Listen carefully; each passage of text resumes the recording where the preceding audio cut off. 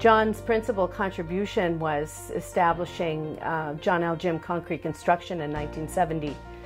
He co-founded this company along with two younger gentlemen, Mr. Nelson Latimer and James Keogh. In retrospect, I think that move proved to be remarkably important because John L. Jim is now a tour de force in the industry in Atlantic Canada. Dad really laid the groundwork for the highly successful company that John L. Jim is today. And between 1970 and 1981, he was the heart and soul of the company. During that 11-year period, he grew John L. Jim from a small jobs operation to the largest concrete construction company on the island.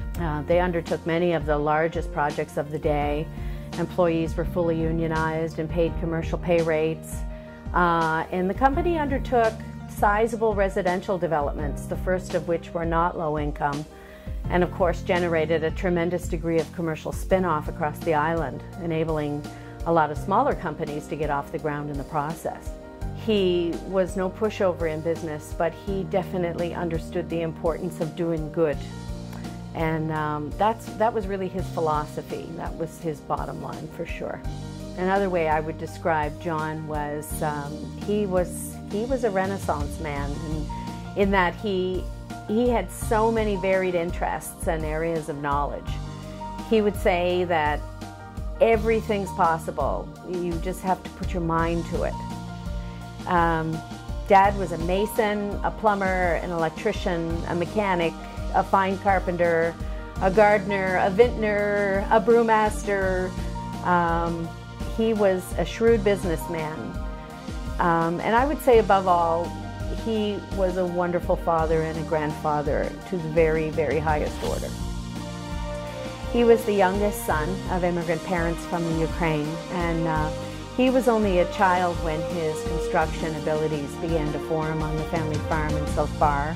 He met my mom, the absolute love of his life, and they got married when Dad was 23, and then at 26, with baby number 2 on the way, he knew he had to step up his game fast. So on the advice of his next door neighbor who worked at Municipal Ready Mix, he walked over into the office of Mr. Allison Sibley and he literally begged Mr. Sibley to put him on the payroll.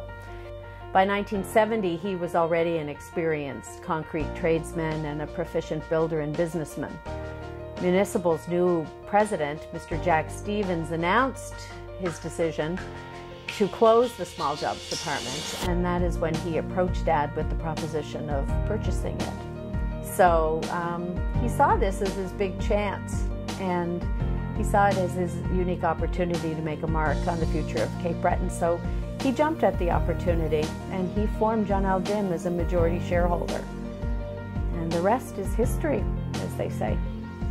To this very day, next generation builders and skilled craftsmen in Cape Breton know Dad's name well, and they speak of him with great admiration and regard. I think that is a pretty special legacy.